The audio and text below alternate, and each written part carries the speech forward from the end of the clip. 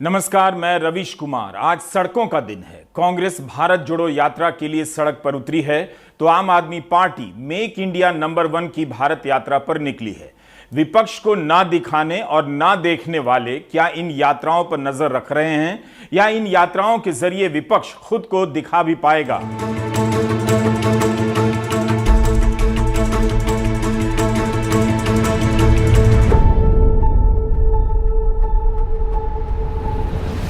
एक तीसरी सड़क इन दो यात्राओं से छोटी है मगर मीडिया के कवरेज के हिसाब से मीलों लंबी है।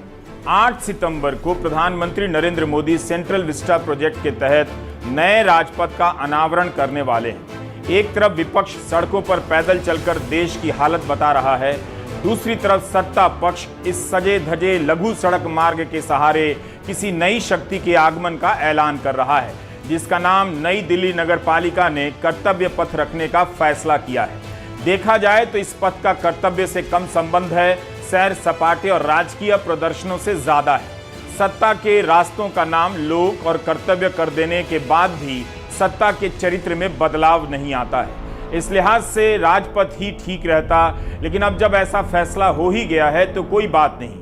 इसकी भव्यता पहले भी आकर्षित करती रही है, आगे भी करेगी। सरकार का पक्ष है कि नए नामों से औपनिवेशिक मानसिकता से छुटकारा मिलता है।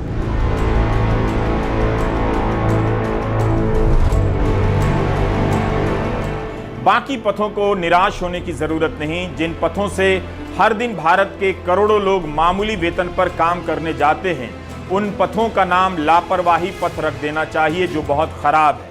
इन खराब सड़कों पर चलने के अलावा जनता के पास कोई चारा नहीं। किसी की गाड़ी टूट रही है तो किसी की टांग। गरीब देश के नागरिक जानते हैं उन्हें हर हाल में अपने कर्तव्य सेंटर यानी दफ्तर पहुंचना है, बल्कि आइडिया आ गया कर्तव्य पथ के साथ साथ तमाम दफ्तरों का नाम कर्तव्य केंद्र रख देना चाहिए, कर्मचारियों का नाम कर्तव्यवान रख देना चाहिए। कुछ नाम आप भी सोचिए। इस बीच सूचना यह है कि औसत आय के मामले में भारत का स्थान दुनिया में 145वां है। इसलिए कर्तव्य पथ पर चलते रहिए ताकि औसत आय में भले 2-4 आना ना जुड़े, जो मिल रहा है मिलता रहे। दिल्ली का राजपथ और अब कर्तव्य पथ तो हमेशा ही सुंदर और सजा धजा दिखता था। खराब सड़कों के अनुभवों को याद कर कर्तव्य पथ का मजा मत खराब कीजिए।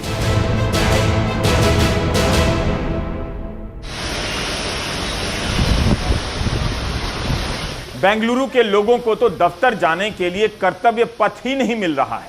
बहुत सारे पथों पर बारिश का पानी बह रहा है। इस समय ये जल पथ का रूप धारण कर चुके हैं। आईटी सिटी में दूसरे राज्यों से आए लोग हैरान क्यों हैं, जबकि वे जिस सिटी से इस आईटी सिटी में आए हैं वहां तो मामूली बरसात में जल भराव हो जाता है। इसका मतलब है कि इस मूलभूत समस्या को लेकर कोई भी कर्तव्य नहीं कर रहा है। बेंगलुरु के पथ डूब गए हैं, टूट गए हैं तो क्या हुआ? वे जब भी दिल्ली आएं कर्तव्य पथ पर जरूर आएं, सेल्फी लें, इंस्टा के लिए रील बनाएं।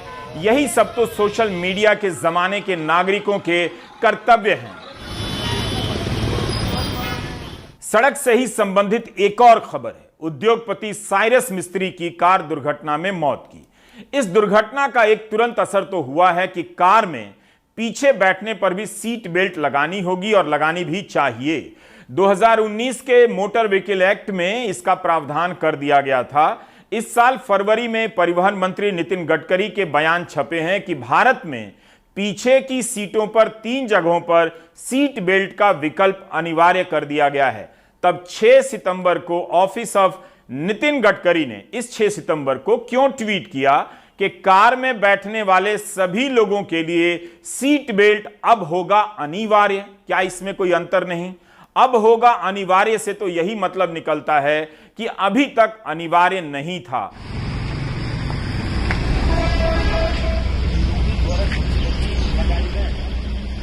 साइरस मिस्त्री की कार दुर्घटना को केवल सीट बेल्ट ना लगाने तक सीमित करना ठीक नहीं रहेगा। सड़क के डिजाइन पर ज्यादा जोर दीजिए। सीट बेल्ट के शोर में यह बात दब गई कि भारत में कई सड़कों की डिजाइन बहुत खराब है, जिसके कारण दुर्घटनाएं होती रहती हैं। कार चलाने का अनुशासन होना चाहिए, लेकिन साथ साथ सड़क की डिजाइन का भी मूल्यांकन होना चाहिए। मीडिया में यह बात आई है कि जिस जगह पर साइरस की कार दुर्घटनाग्रस्त हुई है वहां पर हाईवे सकरा हो जाता है, 4 लेन की जगह 2 लेन का हो जाता है, क्योंकि डिवाइडर की डिजाइन ठीक नहीं। सेंट्रल रोड रिसर्च इंस्टीट्यूट के मुख्य वैज्ञानिक एस वेलमुरुगन ने समाचार एजेंसी पीटीआई से कहा है कि इस दुर्घटना से 3 बातों पर ध्यान जाना चाहिए। एक, कि हाईवे की डिजाइन में निरंतरता होनी चाहिए, मतलब ऐसा ना हो कि कुछ दूर तक एक डिजाइन और उसके आगे कुछ और डिजाइन। हाईवे पर जो साइन बोर्ड लगे होते हैं वो साफ तौर पर समझ आने चाहिए। सीट बेल्ट को लेकर जागरूकता होनी चाहिए। यह बात केवल हाईवे के लिए नहीं, आप दिल्ली में ही देखेंगे कि कुछ दूरी तक सड़क कुछ और दिखती है और उसके बाद कुछ और। यही नहीं, मामूली दूरी के बाद स्पीड में भी बहुत अंतर आ जाता है।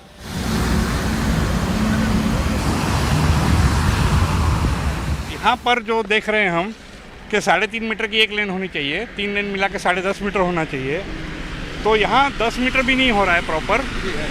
और आगे जहाँ एक्सीडेंट हुआ है वहाँ 7 मीटर है, 7 मीटर ओनली, और 7 मीटर सडनली होता है, तो इसके लिए ड्राइवर घबरा जाता है और दोनों गाड़ी के बीच में छोटी गाड़ी सैंडविच हो जाती है और एक्सीडेंट होता है। ये गाड़ी ठुक के ही ये डिवाइडर टूटे हैं। टायर जब ठुकते ना, यानी पहले कभी हाँ ऐसा होता ही है सर, ये होता ही है। यानी इनका कहना है कि हो सकता है ये पहले, ये जो जिसमें से टूटा है ये पहले कोई गाड़ी इसी तरह से टकराई होगी। लेकिन जब 3 का 2 लेन होता है और अक्सर इस तरह की होती है, तो यहाँ पे एक मार्किंग वगैरह कुछ इस तरह की होनी चाहिए थी, या साइन बोर्ड होना चाहिए। साइन बोर्ड होना चाहिए कि आगे 2 लेन है और 2 लेन का पुल सेपरेट और बना है, लेकिन ऐसी कोई सूचना वहाँ पे नहीं लगी है। ब्लिंकर भी बंद था, ये रात में ब्लिंकर चालू किया इन्होंने। उद्योग जगत में साइरस मिस्त्री का अपना प्रभाव और मुकाम रहा है, इसलिए भी मीडिया में इस दुर्घटना को लेकर काफी कवरेज हुआ, जिसमें सड़क डिजाइन से लेकर सीट बेल्ट को लेकर बातें हुई। मगर सीट बेल्ट की बात सबसे अधिक हो गई, कार की डिजाइन की बात हो गई, और इस तरह सड़क की डिजाइन की बात दर्ज तो हुई, पीछे रह गई। इस देश में हर साल 80,000 से लेकर 1 लाख और कभी कभी 1.25 लाख लोग सड़क दुर्घटनाओं में मारे जाते हैं। इसके बाद भी अभी तक पीछे की सीट पर बेल्ट लगाना अब क्यों अनिवार्य किया गया है? 4 जून 2014 को दिल्ली में एक और भीषण दुर्घटना हुई थी। 2014 में आई मोदी सरकार ने अभी ठीक से कामकाज शुरू भी नहीं किया था कि एक कद्दावर नेता की मौत कार दुर्घटना में हो जाती है। गोपीनाथ मुंडे बीजेपी में ओबीसी नेताओं के बड़े चेहरे माने जाते थे। उनकी मौत को लेकर समर्थकों को भारी सदमा पहुंचा। उस समय के स्वास्थ्य मंत्री हर्षवर्धन ने भी पीछे की सीटों पर बेल्ट लगाने को लेकर कई सारे बयान दिए। उन्होंने कहा कि अगर गोपीनाथ मुंडे ने सीट बेल्ट लगाई होती तो जान बच सकती थी। साथ ही यह भी कहा कि स्वास्थ्य मंत्रालय एनजीओ के साथ मिलकर मल्टीमीडिया कैंपेन चलाने जा रहा है। हर्षवर्धन ने इंग्लैंड में हुए एक शोध का भी जिक्र किया कि अगर पीछे की सीट वाले बेल्ट लगाएंगे तो दुर्घटना से मृत्यु में 45% की कमी आ सकती है। 1955 से ही दुनिया के कई देशों में पीछे की सीट पर बेल्ट लगाने का कानून है, अनिवार्य बना दिया गया है। 2014 में डॉक्टर हर्षवर्धन का बयान है कि गोपीनाथ मुंडे की मौत एक टर्निंग पॉइंट है। वो कह रहे हैं सभी के लिए अलार्म है। 2012 में मशहूर हास्य कलाकार जसपाल भट्टी की सड़क दुर्घटना में मौत हो गई थी। गोपीनाथ मुंडे की मौत के बाद जसपाल भट्टी की पत्नी सविता भट्टी का बयान छपा है कि यह दुर्भाग्यपूर्ण है कि हम इन दुर्घटनाओं से कुछ भी नहीं सीखते। 2022 में साइरस मिस्त्री के साथ ऐसा हो गया।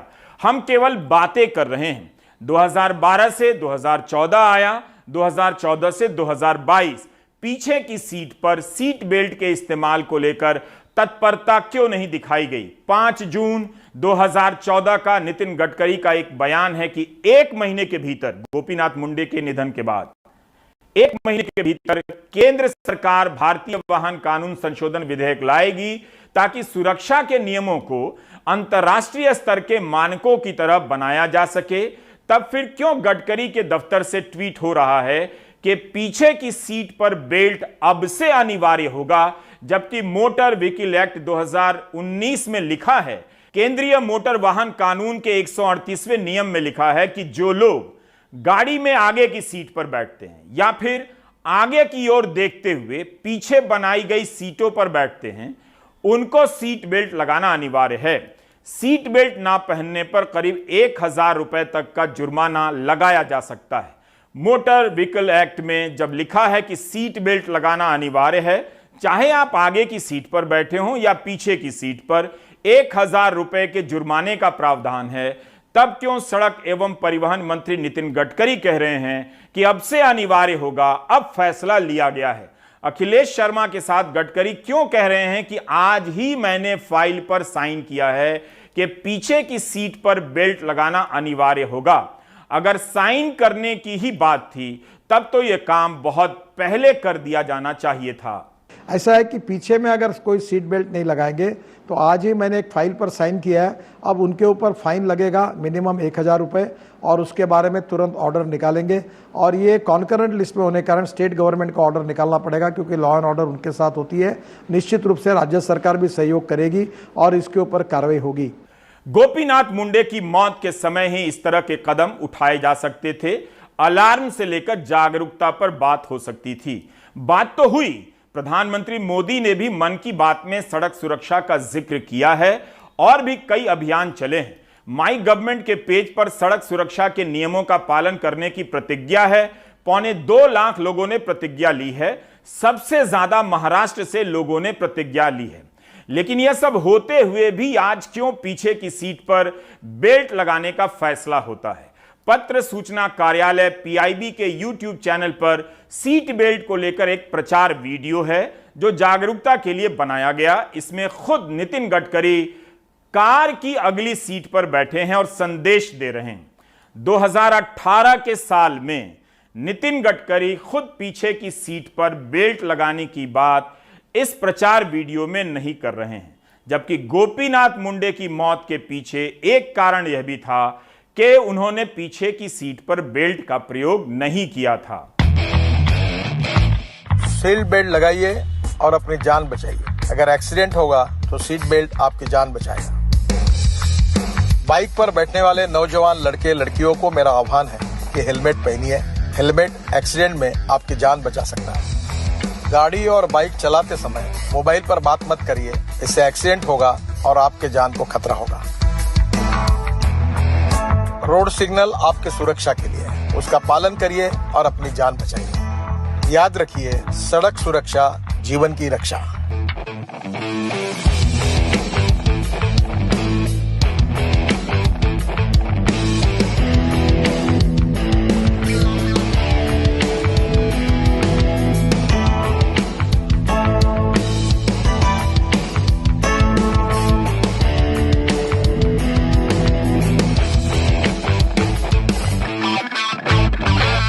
दो 2019 में पीछे की सीट पर बेल्ट अनिवार्य किया जाता है तो इसे सख्ती से लागू करना चाहिए था।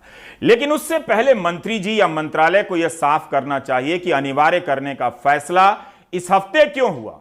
अगर एक्ट में यह बात थी तो पहले ही सख्ती से लागू करना था। सरकार को अपनी ही रिपोर्ट से पता है कि सीट बेल्ट एक मुख्य कारण है। परिवहन मंत्रालय हर साल एक रिपोर्ट तैयार करता है। इस रिपोर्ट का टाइटल है रोड एक्सीडेंट इन इंडिया 2020। 2020 में तालाबंदी थी, लंबे समय तक सड़कों पर गाड़ियां नहीं चलीं, इसलिए इस साल दुर्घटनाएं कुछ कम नजर आती हैं। इस रिपोर्ट के पेज नंबर 72 पर बताया गया है कि सीट बेल्ट ना लगाने की वजह से 2020 में 15,146 लोगों की मौत हुई, 39,102 लोग घायल हो गए सड़क दुर्घटनाओं में। सड़क दुर्घटनाओं में मारे जाने वाले कुल लोगों में इनकी संख्या 11% रही। 2018 में 24,435 लोग मारे गए। कुल मौतों में इनकी संख्या 16.14% रही। 2019 में 20,885 लोग मारे गए। कुल मौतों में इनकी संख्या 13.82% रही जिन्होंने सीट बेल्ट नहीं लगाए थे। सीट बेल्ट नहीं लगाने से होने वाली मौतों का यह आंकड़ा किसी भी तरह से कम नहीं। यह संख्या बता रही है कि पीछे की सीट पर बेल्ट लगाने के लिए जागरूकता के साथ साथ सख्ती की जरूरत थी। आज जो फैसले लिए गए पहले भी लिए जा सकते थे। इस चर्चा में एक कमी है। किसी की भी मौत भयावह और दुखद है, लेकिन सड़क दुर्घटनाओं में जितने लोग मारे जाते हैं उनमें कार वालों से कहीं ज्यादा दोपहिया वाहन चालकों, साइकिल सवारों और पैदल चलने वालों की संख्या होती है।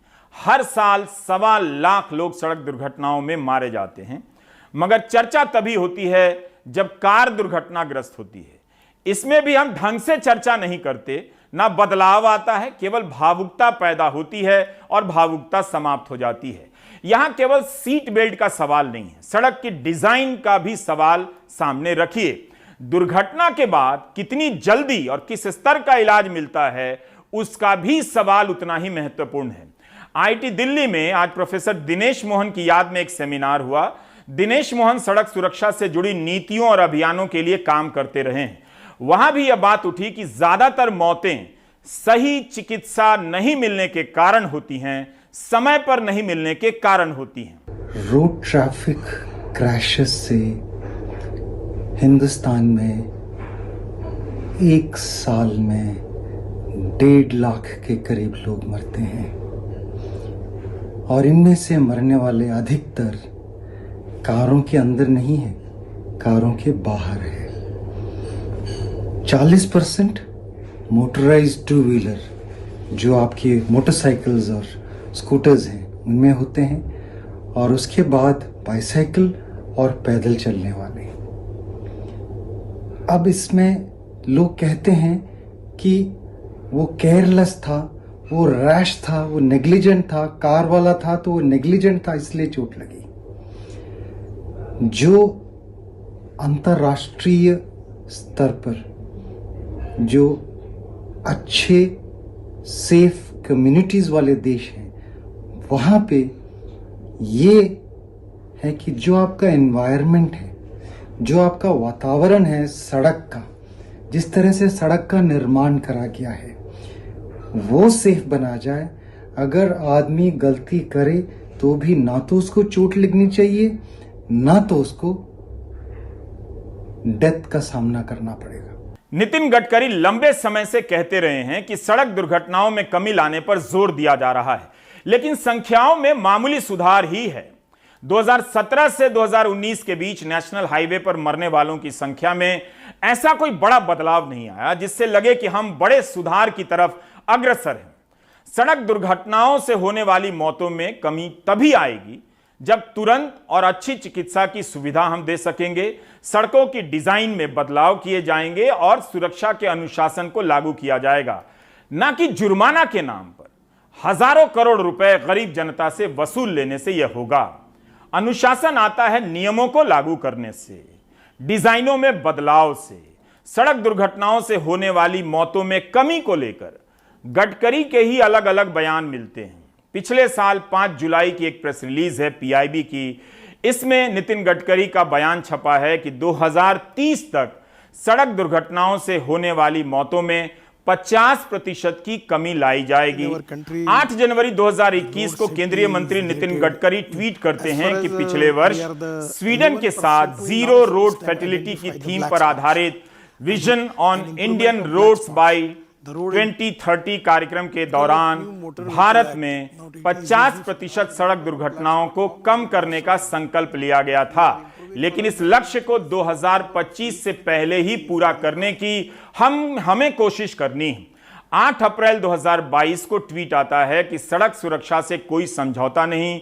2025 में प्रधानमंत्री का विजन है कि सड़क दुर्घटनाओं में 50% की कमी लाई जाए। देसी सुरक्षा रेटिंग एजेंसी शुरू की जा रही है, इसका नाम है भारत NCAP, जिसका पूरा नाम न्यू कार असेसमेंट प्रोग्राम रखा गया है।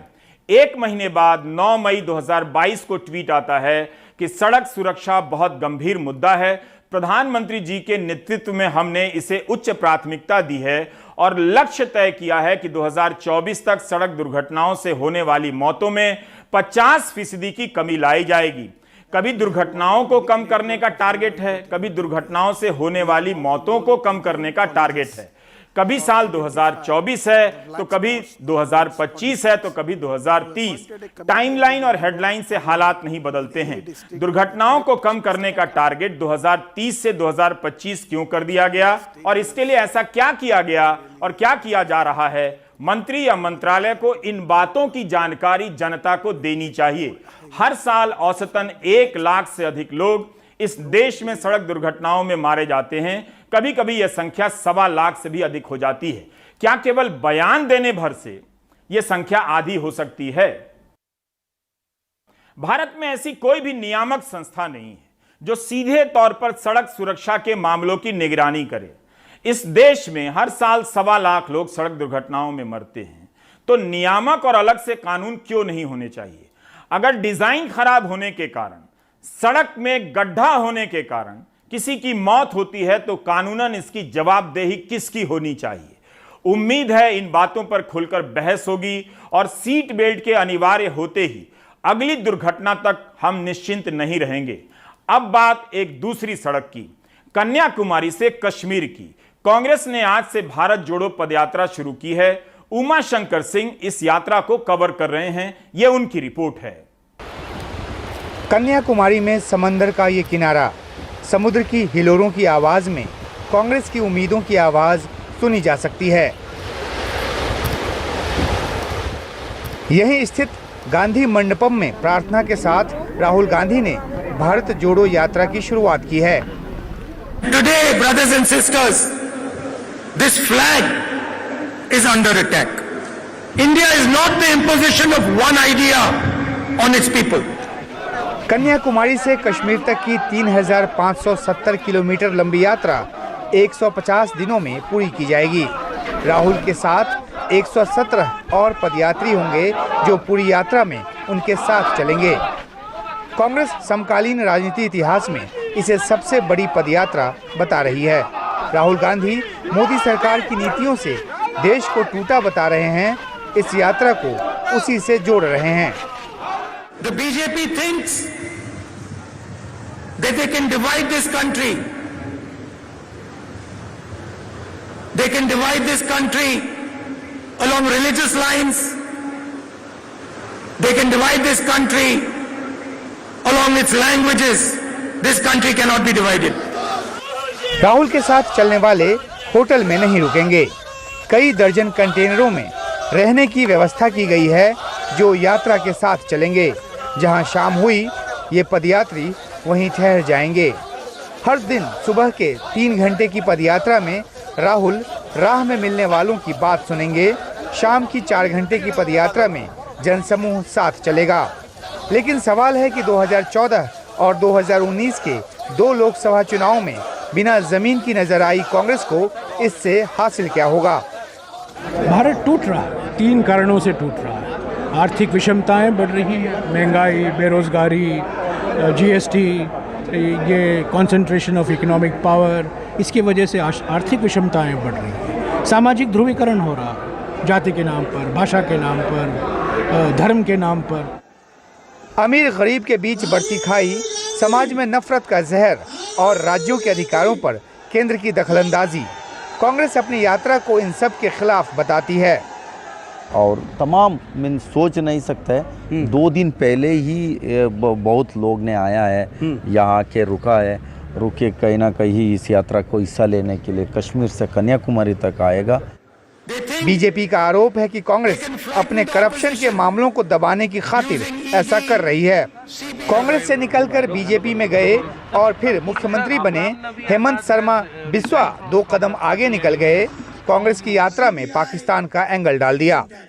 कांग्रेस का समय में तो भारत 2 टुकड़ा हो ही गया था। अभी भारत जोड़ने के लिए तो कांग्रेस को पाकिस्तान जाना है। वही है, भारत तो डिवाइड हो गया 1947 में।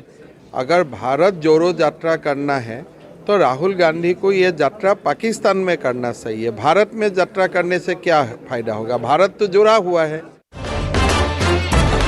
आभास है, विश्वास है, जन जन में मन की आस है, अब तोड़ ना सके कोई हमें ये हाथ। कांग्रेस अंदरूनी उठापटक के दौर से भी गुजर रही है।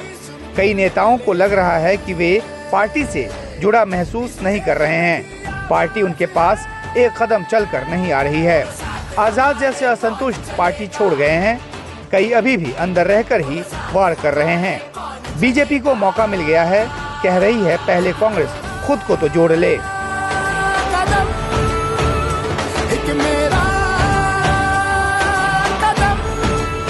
कांग्रेस अपने नए अध्यक्ष को चुनने की प्रक्रिया में है। यात्रा के बीच में ही चुनाव की प्रक्रिया पूरी होनी है। राहुल यात्रा की अगुवाई तो कर रहे हैं, लेकिन अध्यक्ष बनकर पार्टी की अगुवाई करने को फिलहाल तैयार नहीं हैं। मनाने की कोशिश जारी है। ये पदयात्रा राहुल के राजनीतिक जीवन की सबसे अहम यात्रा है। 30 जनवरी को जब ये कश्मीर पहुंचेगी तब तक एक अनुमान मिल चुका होगा कि इससे पार्टी को हासिल क्या हुआ। बाकी 2024 का इंतजार रहेगा। राहुल गांधी ने अपने इस भाषण के साथ ही कन्याकुमारी से कश्मीर तक की भारत जोड़ो यात्रा की औपचारिक शुरुआत कर दी। राहुल गांधी लगातार इस बात को बताते रहे कि किस तरीके से तिरंगा खतरे में है। राहुल गांधी को 3500 किलोमीटर पैदल चलना है, यात्रा लंबी है और राह में बहुत सारी चुनौतियां। 30 जनवरी को जब कश्मीर में इसकी समाप्ति होगी तब तक एक अनुमान मिल चुका होगा कि कांग्रेस पार्टी को आखिरकार इससे क्या हासिल हुआ और बाकी इंतजार 2024 का रहेगा। कन्याकुमारी से उमाशंकर सिंह, एनडीटीवी इंडिया। आम आदमी पार्टी ने भी एक पदयात्रा आज ही शुरू कर दी हरियाणा के हिसार से। इसका नाम मेक इंडिया नंबर 1 है। दिल्ली के मुख्यमंत्री और पंजाब के मुख्यमंत्री इस यात्रा में शामिल हुए। अरविंद केजरीवाल ने कहा कि दुनिया के कई देश भारत के बाद आजाद हुए और भारत से आगे निकल गए हैं। अब उम्मीद केवल एक ही है, इस देश की जनता। हम लोग देश के कोने कोने में जाएंगे, हर राज्य के अंदर जाएंगे और लोगों को जोड़ने की कोशिश करेंगे। इन 130 करोड़ लोगों को जोड़ने का हमारा मकसद है। इसीलिए मेरी सभी लोगों से अपील है, चाहे आप बीजेपी के हो, चाहे आप कांग्रेस के हो, चाहे आप आम आदमी पार्टी के हो, चाहे आप इस पार्टी के हो, चाहे उस पार्टी के हो, पार्टीबाजी नहीं कर रहे हम लोग। हमारा मकसद है जनता को जोड़ना। जो लोग इस देश को दुनिया का नंबर 1 देश देखना चाहते हैं, आप सब लोग इस मुहिम से जुड़िए।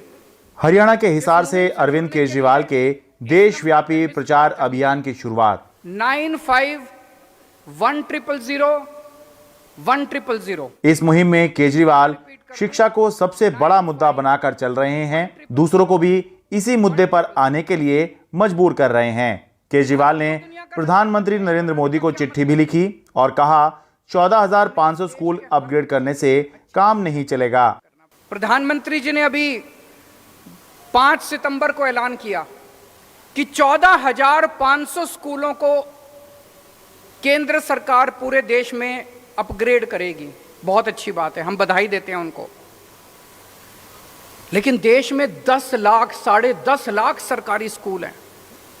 अगर 14,500 स्कूलों को किया जाएगा तो 100 साल लग जाएंगे सारे सरकारी स्कूलों को ठीक करने में।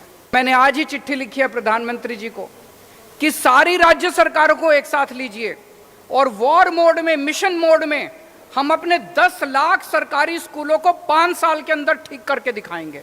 इसका प्लान इस मुहिम के जरिए आम आदमी पार्टी का लक्ष्य है राष्ट्रीय स्तर पर खड़ा होकर बीजेपी को चुनौती देना। मेक इंडिया नंबर 1 कैंपेन के साथ आम आदमी पार्टी हरियाणा में अपनी संभावनाएं भी तलाश रही है। आम आदमी पार्टी आदमपुर में होने वाले उपचुनाव में भी हिस्सा लेगी। इसीलिए आदमपुर में गुरुवार को न सिर्फ एक रोड शो होगा बल्कि अरविंद केजरीवाल की जनसभा भी होगी। हरियाणा में अरविंद केजरीवाल बीजेपी को राष्ट्रीय स्तर पर चुनौती देने की मुहिम शुरू कर रहे थे, तो वहीं दिल्ली में पार्टी के सांसद संजय सिंह ने प्रेस कॉन्फ्रेंस में उपराज्यपाल विनय कुमार सक्सेना का भेजा मानहानि का नोटिस फाड़ दिया। किसी चोर भ्रष्ट व्यक्ति के नोटिस भेजने से मैं रुकने और डरने वाला नहीं हूं और ऐसी नोटिसेस को 10 बार फाड़ के मैं फेंकता हूं। सदन का सदस्य आम आदमी पार्टी ने उपराज्यपाल विनय कुमार सक्सेना पर नोटबंदी के दौरान खादी ग्राम उद्योग आयोग का अध्यक्ष रहते हुए 1400 करोड़ रुपए के घोटाले का आरोप लगाया था। उपराज्यपाल ने आरोप खारिज किए और मानहानि का नोटिस भिजवा दिया। नोटिस हाथ में लेकर पीसी में नोटिस फाड़ रहे हैं गाली देते हुए। शर्म तो आएगी नहीं इन लोगों को। लेकिन इनकी मूर्खता कैसी, इनको लगता है कि बस यही एक नोटिस आया, नोटिसों फाड़ तो खत्म हो गया। एक नोटिस फाड़ने से न तो आपकी जवाबदेही खत्म होगी और न ही आप बेगुनाह हो सकते हैं। कुल मिलाकर आम आदमी पार्टी का बीजेपी के साथ संघर्ष दिल्ली स्तर पर तो चल ही रहा है, पार्टी राष्ट्रीय स्तर पर इसको लाना चाहती है। हिसार से शरद शर्मा, एनडीटीवी इंडिया। आप भी पदयात्रा शुरू कर दीजिए। बेंगलुरु के लोग इन दिनों जल यात्रा कर रहे हैं। घर से निकलते हैं सड़क मार्ग से दफ्तर जाने के लिए, लेकिन जल मार्ग से उनका सामना हो जाता है। बेंगलुरु के कई इलाकों में बिजली तक बहाल नहीं हो पाई है। मध्य प्रदेश में पोषण आहार योजना के तहत लाभार्थियों के टेक होम राशन में कथित घोटाले के मामले ने सियासी रंग ले लिया है। इसे लेकर कांग्रेस ने राज्य के सभी संभागों में प्रेस कॉन्फ्रेंस की, मुख्यमंत्री शिवराज सिंह चौहान के इस्तीफे की मांग की। मध्य प्रदेश सरकार का कहना है कि यह सिर्फ ड्राफ्ट रिपोर्ट है, वक्त आने पर महिला बाल विकास विभाग इसका जवाब दे देगा। अगली खबर मध्य प्रदेश से।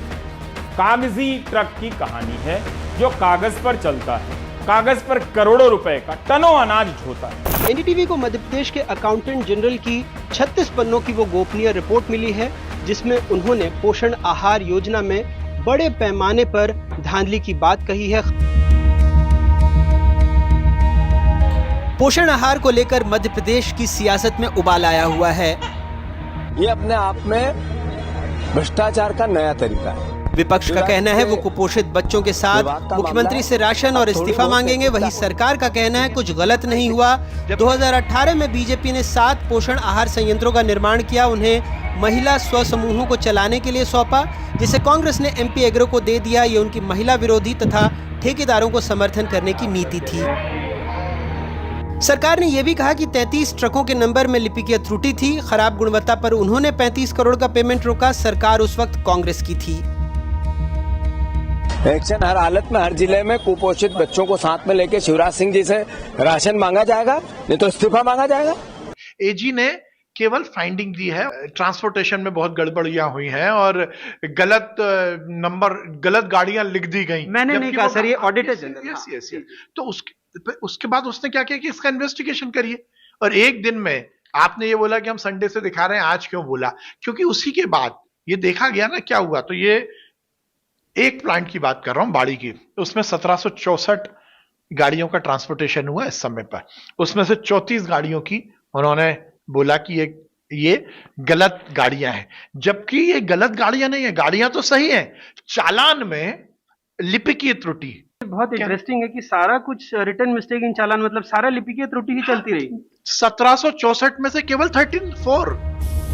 सरकार एक और बात का जवाब अभी भी नहीं दे पाई। स्कूल छोड़ने वाली 11 से 14 साल की बच्चियों की संख्या में 20 गुना का अंतर। स्कूली शिक्षा विभाग के समग्र अभियान में यह आंकड़ा 8,680 का है, जबकि महिला बाल विकास 2019-20 में ये संख्या 2,17,000 बता रहा है। 2015 से 2022 के बीच 13,39,098 बच्चियों को राशन दिया गया, जबकि समग्र शिक्षा अभियान के सर्वे में ये संख्या 82,493 रही। सरकार की सफाई है कि ये दोनों आंकड़े एक नहीं हो सकते। बहरहाल इस बहस के बीच सतना की 7 साल की कुपोषित बिटिया अस्पताल पहुंच गई। कुछ लोगों पर कार्रवाई भी हुई, लेकिन खरगोन में ये बच्चे छठी माँ के मंदिर में परिक्रमा लगा रहे हैं। कहते हैं इससे कुपोषण दूर होगा। कुपोषण हो जाता है, बच्चा एकदम सूखा जाता है, दस्त लगता है, रोता है, चमकता है। और उसको कपड़े धागे सब खिंचवा के वहाँ मिला के यहाँ लेटा के और परिक्रमा दिलवा के रवाना कर देते, स्वस्थ हो जाए, बच्चा स्वस्थ हो जाए। ये उस राज्य में जहां शिशु मृत्यु दर देश में सबसे ज्यादा है। 1000 में से 46 बच्चों की जन्म लेते मौत हो जाती है। मातृ मृत्यु दर के मामले में भी मध्य प्रदेश देश में दूसरे नंबर पर है, जहां 1000 में से 15.9 प्रसूताएं दम तोड़ देती हैं। IMR में और MMR में देश में दूसरे नंबर पर। आपके पास ये विभाग। तो 2 बातें मैं आपसे निवेदन करना चाहता हूं कि लगातार हम इस पर काम कर रहे हैं, और आप यदि ये कहेंगे कि आज की जो परिस्थिति है तो आपको पहले की परिस्थितियां देखना पड़ेगा। ये एक कंटिन्यू स्थिति को सुधारने की प्रक्रिया है जिस पर हम काम कर रहे हैं, और यदि आप रेशो देखेंगे तो लगातार उसमें कमी आ रही है और हम कटिबद्ध हैं कि इसको और नीचे लेके आए। कई बार समस्या के हल में पहला कदम यह है कि समस्या को मानना, लेकिन यहाँ तो सरकार समस्या को षड्यंत्र मान रही है। आप यकीन करेंगे कि कई आंगनबाड़ी कर्मियों को धमकाकर उनसे लिखित में लिया जा रहा है कि उनके यहाँ टेक होम राशन में कोई विसंगति नहीं है। अब अगर कुपोषण से लड़ने का ये समाधान है तो फिर क्या ही कहा जा सकता है। भोपाल से कैमरा पर्सन रिजवान खान के साथ अनुराग द्वारी, NDTV इंडिया। उत्तराखंड में सरकारी भर्ती घोटाले को लेकर नौजवान सड़कों पर उतर रहे हैं। हालांकि वहां की सरकार ने जांच की घोषणा वगैरह कर दी है, लेकिन जिस तरह से नेताओं के रिश्तेदारों की बहाली की खबरें आई हैं, उससे युवा बेचैन हैं। मंगलवार को उत्तरकाशी के पुरोला और चमोली के गोपेश्वर में छात्र विरोध प्रदर्शन पर उतरे और बुधवार को देहरादून में राज्य भर से आए छात्रों और युवा संगठनों ने प्रदर्शन किया।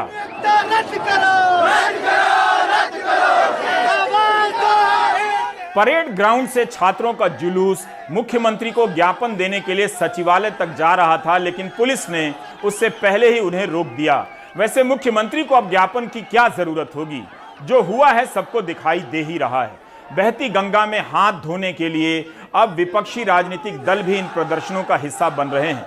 प्रदर्शन का यह सिलसिला पूरे राज्य में फैलता जा रहा है। हर जिले से छात्र और युवा संगठन सरकारी भर्तियों में हो रहे घोटाले से नाराज हैं और सरकार से न सिर्फ जांच की मांग कर रहे हैं, बल्कि दोषियों को सख्त से सख्त सजा देने की मांग कर रहे हैं। आप दर्शक कुछ भी मांग नहीं कर रहे, इसलिए आप ब्रेक ले लीजिए।